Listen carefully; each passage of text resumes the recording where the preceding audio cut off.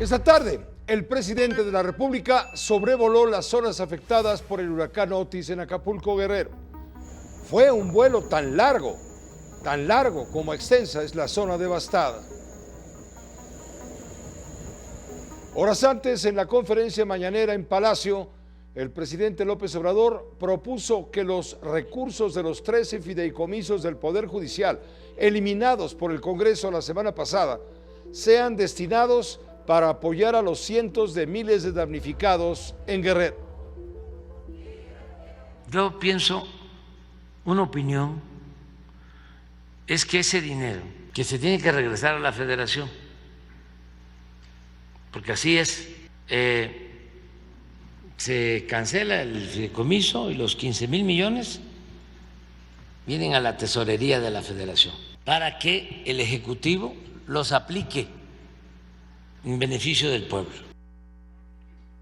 Más tarde, la ministra presidenta de la Corte, Norma Piña, aceptó en principio la propuesta presidencial. La ministra solicita al presidente dialogar sobre los términos de la entrega de tales recursos. Señala que la propuesta representa una alternativa real en defensa de la población.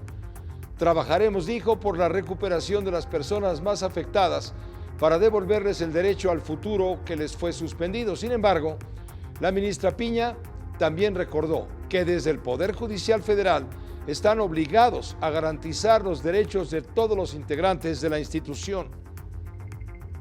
Por cierto, el juez federal Juan Fernando Luébano él es de Chihuahua, concedió una suspensión provisional contra la reforma que elimina los 13 fideicomisos del Poder Judicial.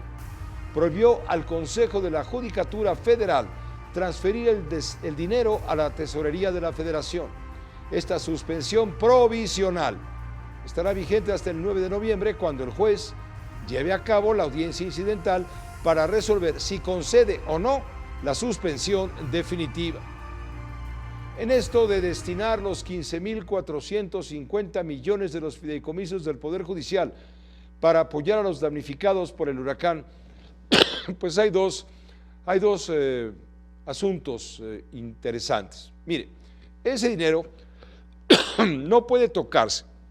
Estaría congelado hasta en tanto el Poder Judicial resuelva los procesos de amparo y controversias constitucionales, por un lado.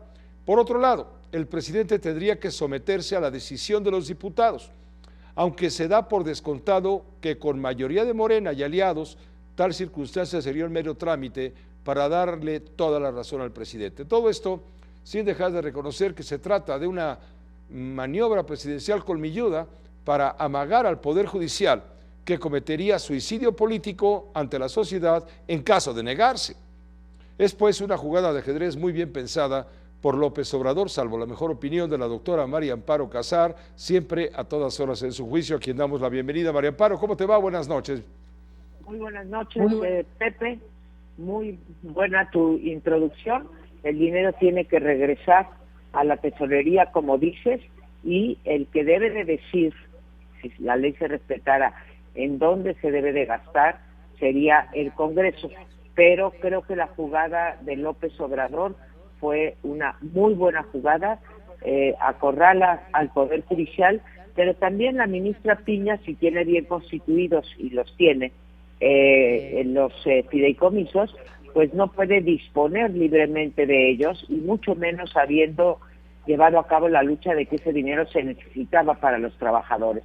Así que el presidente dice, por un lado, yo le voy a dar sus 18,000 millones que están pidiendo, 28,000 millones que está, no más, que está pidiendo el Poder Judicial, pero sería un buen gesto de la ministra que esos recursos, digamos, no se controvirtieran y fueran directamente. Me parece, como tú, concuerdo contigo, que es una buena jugada. La ministra Piña va a tener un problema porque pues hay amparos de trabajadores, hay muy probablemente una acción de inconstitucionalidad, una controversia por parte de los legisladores, y es de pronóstico reservado. Lo único que creo que hay que celebrar, Pepe, con esto termino, es que la ministra Piña vuelve a extender la mano y dice, presidente, le entro con mucho gusto, pero nos sentamos. Yo espero que le tome la mano porque previamente dijo el presidente que sería un comité del Poder Legislativo, Judicial y Ejecutivo para ver cómo se destinan esos recursos. Bienvenido el diálogo, Pepe. Pues sí, es un tema de inmediatez, pero hay una reacción, hay reflejos políticos muy evidentes por parte del presidente de la República para enfrentar una situación que se ha venido complicando. No sé si coincidas, pero la longitud de la conferencia mañanera del día de ayer, la más larga en lo que va del sexenio, más de 3 horas y 40 minutos por cerrar los números, pues no demuestra sino el tamaño de la preocupación por la situación en la que se encuentra en este momento el gobierno, que ha sido tan cuestionado, generando con esa desconfianza el freno, en cierto sentido, el freno, la desconfianza en la actitud solidaria de la población, que la piensa 2 veces antes de volcarse, como estamos acostumbrados los mexicanos, en solidaridad con los devastados. Y con todo se ha volcado, Pepe, lo has mostrado tú en imágenes, en tus espacios informativos. La gente sigue trabajando, la gente, a pesar de, digamos, los adjetivos que nos ha endilgado el presidente, creo que la sociedad civil en diferentes manifestaciones está haciendo lo que le corresponda y ojalá y lo siga haciendo. No es momento para que, digamos, estamos sentidos con el presidente. La desconfianza, pues sí, tenemos que vivir con ella, pero los acapulqueños merecen más que nuestra desconfianza y tenemos que seguir ayudando, Pepe. Gracias, María Amparo, como siempre, muy buenas noches.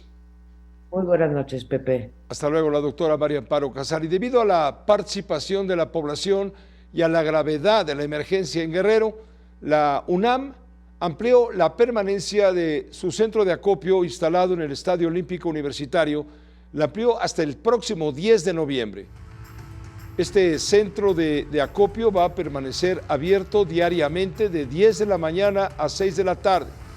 Hasta el momento la universidad ha enviado un total de 82 toneladas de ayuda.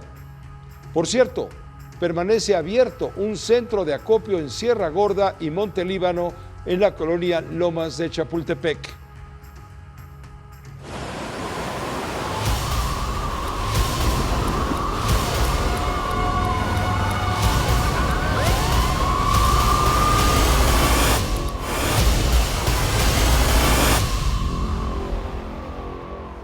Esta medianoche se cumple una semana del azote de Otis, pero ahora el sureste mexicano permanece en alerta debido a la presencia de la tormenta tropical Pilar. El pronóstico indica que esa tormenta no tocará tierra, sin embargo, sí causará lluvias torrenciales, rachas de viento y oleaje, principalmente en Chiapas y Oaxaca. En las próximas 72 horas, Pilar definirá su trayectoria. Además de Chiapas y Oaxaca, se pronostican torrenciales lluvias en Tabasco, Veracruz, sobre todo durante esta noche y mañana. Esto se debe al Frente Frío número 8, está extendido desde el noroeste del Golfo de México hacia el sureste del país, así como a los efectos de la tormenta tropical Pilar y a una inestabilidad en los niveles altos de la atmósfera. En el sur de Veracruz fueron cerrados los puertos a la navegación debido al incremento del oleaje, mientras en Chiapas, autoridades hicieron un llamado a la población a retirarse de las zonas de riesgo.